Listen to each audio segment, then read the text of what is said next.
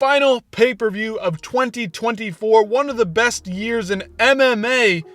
I don't know, maybe ever, but at least in the last couple of years, it's been fantastic from top to bottom, from close to the beginning, back to the beginning. If we rewind the clock, we've had some great pay-per-views with some great fun fights from top to bottom. I gotta be honest, this has been one of the most fun years. A lot of crazy upsets, a lot of crazy stuff has been happening, but we close it out with a bit of a, not quite a blockbuster card, but a hardcore fans delight. Obviously, last month, the card was not fantastic. The main card did not pay off in the way that we quite expected it to. Not a lot of fun action fights on the main card of UFC 309, but 310, on the other hand, has a lot in store for us. We'll start from the bottom. We've got Lucas Brzeski taking on Kennedy Nzechukwu. These guys are now at heavyweight. Two former light heavyweight fighters. We're going to see who's coming and who's going. Lucas Brzeski has not had a great run in the UFC so far. Kennedy Nzechukwu moving up should look to put on an impressive performance here. He's athletic, he's tall, he's long, he's got decent striking, and he's got okay grappling. I think he could make it up into the ranks of heavyweight very easily. 6'5", he's got a decent chin on him. We'll see what he can do in this one. Obviously, Clay Guida, the old man, the fisherman Clay Guida himself, taking on the young buck Chase Hooper, moving up to 155. This is going to be a fun one. It's the prospect versus the veteran in this one. Chase Hooper looked dangerous against Vyacheslav Borshev. Clay Guida, though, has that funky head movement, has that funky style, is just tough and gritty and knows how to win fights. If Chase Hooper cannot pass this guy, his career may just be over despite his young age. And Clay Guida, he's on the tail end of his career. He's looking up at those spots of records, Jim Miller types. And he just wants to fight those guys. I'd rather him fight those guys. But if he's going to fight some prospects, let it be Chase Hooper. Let him build a name off of Clay Guida. I'm okay with it. That one's going to be a fun one. Clay Guida and Chase Hooper both usually likely to get this one to the ground, but it may play out on the feet, so look out for that one to be a fun little scrap. And then Chiesa and Max Griffin. Max Griffin, the younger, hungrier fighter, I'm sure, coming up. But these guys are both very, very boring fighters. Not really looking forward to this one in terms of the broad action appeal, but in terms of what it has to do with the future of the welterweight rankings, I will, of course, tune in. I can't help myself. Joshua Van and Cody Durden in the next prelim bout. Joshua Van, young guy coming up the ranks. Cody Durden, crafty vet, trying to make a name for himself, trying to build up his ranking. This is going to be an all-out scrap. Two guys that can scrap. Joshua Van has the highest striking output in MMA history, strikes about 8 or 9 strikes per minute, 8 or 9 strikes landed per minute. It's absolutely insane. And Cody Durden, this guy is good everywhere. He's dangerous everywhere. He's not an absolute finisher, but if he gets the fight into his wheelhouse, if he makes it a scrap, it can be really, really fun to watch this guy go to work. Sometimes he has a grind out decision here and there, but that's okay. I respect his game. It is what it is. And then, of course, Chris Weidman and Eric Anders moved to the early prelims of UFC 310 because of just how stacked this card is for the hardcores. Eric Anders, Chris Weidman. This was going to play out at UFC 309. It will now be happening at a catchweight of 195 at UFC 310. So each guy will not have to be cutting weight. They'll be in good shape coming into this one. Let's see how it plays out. Chris Weidman, is he going to retire? Is he on the tail end of his career? Or is Eric Anders going to run through this guy at the end of his career as well? We'll see. It's two older guys duking it out at the end of their careers. I'm not quite too excited for this one, but it's probably going to be an even matchup. Guys of relatively equal skill in this one despite their old age, and that always seems to play out in a kind of fun way. And then, of course, Brian the Butcher, Brian Pooh Bear Battle back in action after his win in France over Kevin Jousset. He'll be taking on Randy Brown, a long, rangy striker, but Brian Battle, this guy likes to throw down. He likes to fucking bang, okay? You understand what I'm saying? You know what I mean? You know what I'm saying? This is his catchphrase, as you may or may not know.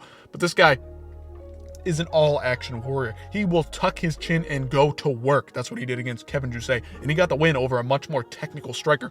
Brian Battle's not afraid to go to the ground either, and Randy Brown, we know, does not have a great ground game. Randy Brown likes to make his fights clean, likes to brag in front of his opponents, likes to, emote and stunt on his opponents. Brian Battle is not about that life. Brian Battle is an absolute killer. He's a young gun. He's coming up the ranks. He's hungry to get wins. He's hungry to make a name for himself in the UFC. Came off The Ultimate Fighter, was coached by Alexander Volkanovski. This guy has no quit in him. This guy will win no matter what.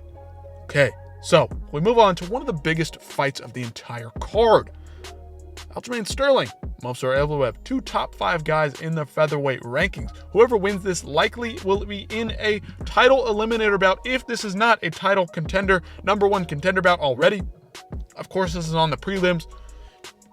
This card has some of the weirdest placement I have ever seen. Does not make sense. The main event fell through. It was supposed to be Bilal and Shavkat. Obviously, that fell through. They moved it to Kai Asakura and Pantoja. Not a great main event for the casuals, but it's going to be a fun scrap for the hardcores. Evloev, Sterling. Let's get back to it. Sterling, great grappler. Evloev, great grappler. Who has more output on the feet? Who's more dangerous on the feet? I'd say Evloev has the better fundamentals on the feet, but Aljamain Sterling has the output and the crazy technique to get it done via, I don't know, touchy touch, pitter pat decision on the feet. But we know this one's probably going to play out on the ground. Is Aljamain Sterling's grappling prowess going to overstate and overplay himself into a position where he can get the win against Evloev? I don't know if my words just made sense there at all, but Evloev, he's a fundamental wrestler. He's a fundamental striker, not too dangerous, likes to get himself into decisions, can thump when he needs to. But Aljamain Sterling, Evloev, likely on the prelims because they're afraid this one will be a boring fight, but I'm looking forward to it. I'm going to be tuned in. This likely is a #1 contender fight, if not a fight for the #1 contender spot. So we'll see how this one plays out. It's going to be a fun one, at least for the hardcores, at least for the chess players out there, the guys that like the chess matches. This is going to be a good one. This could play out on the feet and be kind of scrappy, so who knows. And then, of course, Luque and Themba Gorimbo. Themba Gorimbo coming up the rankings as a quote-unquote younger fighter. However, this guy is actually older than Vicente Luque, but Vicente Luque has been fighting forever, has had such wars that you would not believe. Go look back at Luque's career. He's been fighting forever. He's been in wars forever. Themba Gorimbo coming into this, the fresher, newer, hungrier fighter. I see him likely getting the win here, but this is probably going to play out on the feet. But if Themba can get it to the ground, look for him to lock up something or grind out that decision against a slower, older Luque who's just not quite in the fighting shape that he needs to be to beat guys like Themba Gorimbo coming up the rankings at 170. And then, of course, our boy in the next one, main event of the prelims, Dominic Reyes taking on Anthony Lionheart Smith. Yes, of course, Lionheart's back in another fight. Dominic Reyes is going to run right through this guy. We all want Dominic Reyes to win. He was on a run. He beat John Jones, and then he fell into a skid. Got knocked out a couple of times. He's back in the win column after that win against Dustin Jacoby. He's going to take out Anthony Smith in quick fashion, and he's going to assert himself as the #1 contender in the light heavyweight division. And I'm being 100% serious about that. Listen, I do want Dominic Reyes to win, but Anthony Smith, he's no joke. You can't just run over this guy. Unless you're Dominic Reyes, who's going to do it? Absolutely, no question. And then, of course, Nate the Train, baby. He's back. Nate the Train taking on Doo Ho Choi. This one's going to be a fun one. Doo Ho Choi, if he can get his chin in order, this will be a good scrap. Do not miss this one. This is one of the better fights on the card. This is going to start the main card off with a bang. Nate the Train, an all-action fighter. Doo Ho Choi puts it all out on the line every time. These guys are going to play out in the striking. I know it. And if it gets to the ground, these guys are scrappy. They can scramble on the ground when they need to. They're crafty. They can get it done. They're older guys. It's going to be a fun one, no doubt. And then, of course, Crone Gracie coming out of the woodworks, coming out of nowhere. Probably trying to fight out his career, fight out his contract with UFC, excuse me. Not sure what they're doing here, put it on the main card, but Bryce Mitchell is a fun character. No doubt. He's got that, country slang to him. But Crone Gracie, not going to have any of it with the media day. 2 grapplers, 2 very, very skilled Brazilian Jiu-Jitsu practitioners. I don't even know what to say about this one. Bryce Mitchell likely going to run this guy right over. Crone Gracie doesn't want to fight. He's likely just fighting out his contract. Oh well. It's going to be fun. It's going to be interesting. Just the buzz around it. It is what it is. It's kind of that middle child in this entire main card. Not sure how it's going to play out, but it's got some fun characters involved in it. That's really what it's all about. Now, Cyril Gane coming back against Alexander Volkov. This fight was supposed to happen 2 months ago, I believe, at UFC 308. It's happening now. Been rescheduled for UFC 310. Volkov had some kind of injury or some kind of sickness that it was moved for. Volkov in a rematch with Gane.